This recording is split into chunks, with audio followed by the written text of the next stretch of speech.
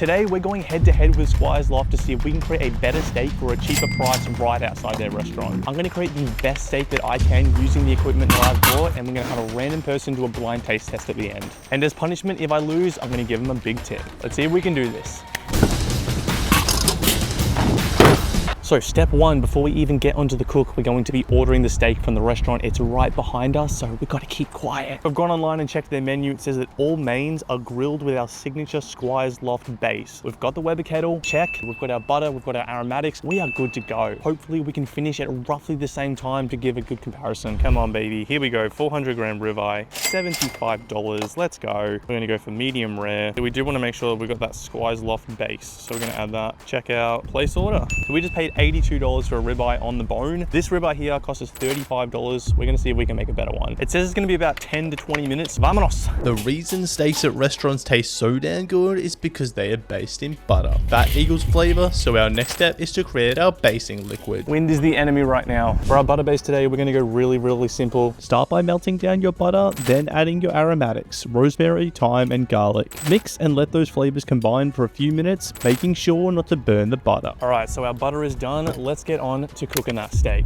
Great marbled ribeye on the bone. This cost me $35. I'm keen to see how it compares to the other one. When it comes to our steak, we're just going plain salt. That's it. We don't need any of these special rubs, nothing like that. The extra flavor is gonna come from that basing butter. And more salt is always better than less. So don't be afraid to really slap that salt on. Get it all up in that thing. When shopping for a ribeye, you always want to make sure you're looking for ones with a fat cap. That muscle there, the spinalis, is the best bite in the whole cow. If you have a layer of fat on your steak like I do on this one, you want to start by putting that on the charcoals first to render. If you don't, it will be chewy and inedible. Once the cap is rendered, lay the steak on its side and then flip every 30 seconds to develop a great crust on both sides and an even cook all the way throughout. We're also going to be aiming for an internal temperature of 45 degrees internal today. That's going to give us roughly a mid-rare, more on the rare side. For the best crust possible, coat your steak in beef tallow to encourage the kiss of the flame.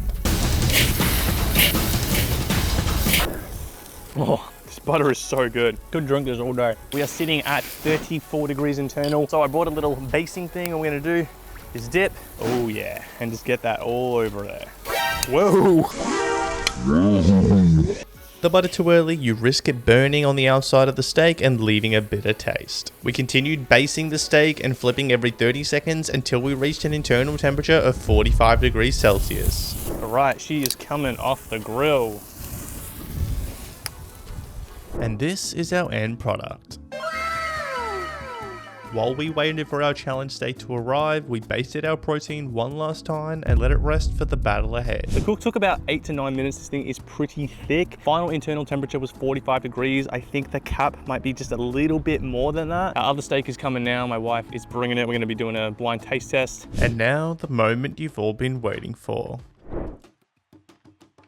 On the restaurant steak, the cap had stayed intact and there was near perfect grill marks. As for my steak, the cap had separated and had a much darker crust overall. Visually, I gotta give props to Squire's Loft. This steak looks awesome. As for the cook itself, I was surprised that the restaurant steak was slightly underdone, probably more rare than medium rare,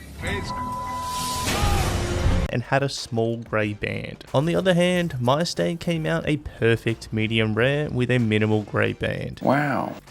So I would be salivating if I was served either one of these steaks at a restaurant, but it's time to answer the most important question. Which one of these steaks taste better? Okay, so we are finally here. I've brought my wife along for the blind taste test. I know initially I said I was going to find a stranger, but I thought abandoning all my equipment and a live fire probably wasn't the best idea. Even though she's my wife, she is going to be unbiased. She tells me all the time that my food sucks. Manja. Which one looks better first? I think this one. Okay, I'm going to give you one at random, and then you're going to tell me what you think of it. Yum. Great crust. I liked it how it's cooked. Nice butter basing. Love it. Nice. Next one. Eyes closed. Steak 2. Definitely a different taste. What's different about it? The flavor of it, a little bit more like on the nuttier, and also it is on the rawer side of the other one. All right, you can open your eyes now. If you had to keep eating one of the steaks, would it be steak number 1 or steak number 2? So I gotta say steak number Steak number 1 is my preferred steak today. Let's go.